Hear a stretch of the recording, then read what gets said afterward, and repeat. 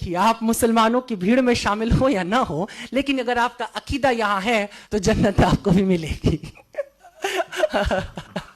नहीं, वैसे तो कोई नहीं जानता है, मौलाना साहब भी नहीं बता सकते जन्नत किसे किसे मिलेगी, वो तय वही करेगा, वो जो रोजे महशर होगा। पैगंबर साहब की जिंदगी की 3 बातें बड़ी खूबसूरत हैं और बड़ी कीमती हैं, जिसे पूरी दुनिया, जिससे मुझे लगता है मुतासिर होती है। उसमें पहली मैंने कह दिया कि ईश्वर में अगाध निष्ठा, ईश्वर के अतिरिक्त कुछ भी नहीं है। ये पहली बात है जो उनके कैरेक्टर से हमने सीखी है और पूरी दुनिया को सीखना चाहिए, सीखती है। मैं कई बार कहता हूं कि भारत में जिस देवता की हम अब पूजा करते हैं, दरअसल वो इस्लामिक गॉड है। उस ईश्वर को भी कहीं ना कहीं से हमने इस्लाम से सीखा है। वो गॉड वैदिक नहीं है, अभी कुछ अलग है। हम मूर्तियां बना के रखते हैं, बात अलग है, लेकिन वो मूर्तियां कुछ ऐसे से हजी कहता है, यहां तो हर घर में एक काबा होता है। हम उसी तरह से अब दुनिया को देख रहे हैं। हमारे पास एक ईश्वर है जो सजा भी देगा और हमें जजा भी देगा, हमको उससे फैज भी मिलना है, सब होना है। तो एक चीज है ईश्वर के प्रति 100% आस्था, और दूसरी बात जो उनसे सीखने जैसी है, मुझे लगता है कि अरब की उस जिस जगह की अभी आप चर्चा कर, बहुत अच्छी बात थी कि आपने सबसे पहले औरतों की दुर्दशा पे बात की थी। मैंने इस बात को कई बार कहा है कि यूं तो मेरा शादी ब्याह से सख्त विरोध है, मुझे लगता है ये दुनिया की सबसे ही बकवास परंपरा है, इसे खत्म हो जाना चाहिए। लेकिन फिर भी अगर कभी मेरा दिमाग फिर जाए और मुझे सचमुच शादी ब्याह करने की नौबत आ जाए, तो मैं हमेशा निकाह चुनूंगा, क्योंकि बड़ा खूबसूरत है। हिंदू क्या बड़ा झमेला है, वो एक साथ घुमा देते हैं आंख के चारों तरफ, 7 जन्म के लिए एक आदमी के साथ आपको बांध देते हैं, बड़ी मुसीबत है, छूट नहीं सकते। जहन्नुम हो जाए जिंदगी, लेकिन रहना वही है तुमको। ईसाई लोग भी हाथ पकड़ कहते हैं टिल डेथ, मरने तक हम साथ साथ रहेंगे। देखो ये सुनने में बड़ा अच्छा लगता है, जीने में बड़ा मुश्किल है। कई बार एकदम से मन बदल जाता है। उदय जी एकदम चाव से सुन रहे हैं इस बात को।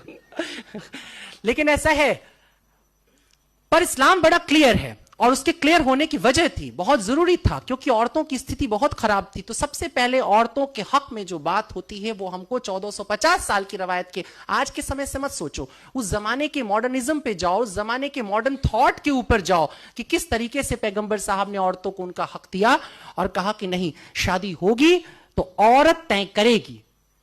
तय करेगी माने वो कबूल है बोलेगी तो कबूल, नहीं बोलेगी तो नहीं।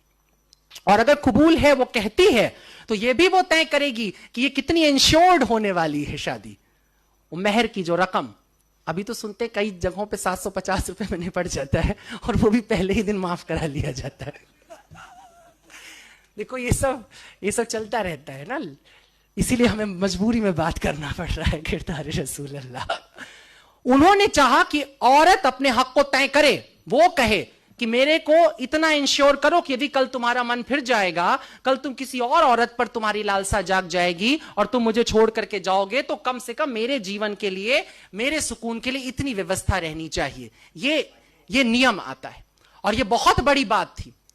आज जिसकी हम बात करते हैं, शादी ब्याह में अब कोर्ट जैसे बातें करता है कि नहीं भाई औरत को उसका हिस्सेदारी दे दो, ये कर दो, वो कर, ये 1450 साल पहले सोचा जा रहा है। उस जगह जहां पे बेटी को पैदा होते ही जमीन में दफन कर दिया जा रहा है, जहां दामाद बनाना वो एक तरह से गाली की तरह हो जाता था। ये हालत जहां पर थी, जहां तमाम खूबसूरत लड़कियां लौंडियों की तरह रख ली जाती थी, उठा ली जाती थी एक जगह, और वहां पर यह नियम आता है।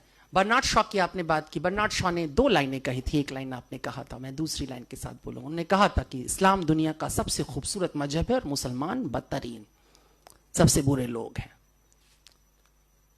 ये सुनने में कितना भी खराब लगे, लेकिन ये मजबूरी होती है। स्टेटस के साथ तुम्हें काउंट किया जाता है। तुम दावा करते हो कि तुम्हारे पास बेहतरीन सबसे बड़ा ज्ञान है, दुनिया का सबसे बड़ा ज्ञान तुम्हारे पास है, और अगर तुम उसके बाद जरा भी ओछी हरकत करते हो तो तुम सबसे पहले काउंट किए जाओगे, क्योंकि तुमने कलमा पढ़ा है, तुमने कहा है कि मैं नहीं मानूंगा किसी और को सिवाय अल्लाह के, मैं झुका रहूंगा उसकी बारगाह में, और जो झुका है अल्लाह की बारगाह में, उसके सामने जो सिजदे में पड़ा हुआ है, क्या तुम्हें लगता है कि वो इंसान कोई गुनाह करने निकलेगा, किसी का कत्ल करेगा, किसी को परेशान करेगा? ऐसा नहीं हो सकता। मगर तेरा दिल तो है सनम आशना, तुझे क्या मिलेगा नमाज में?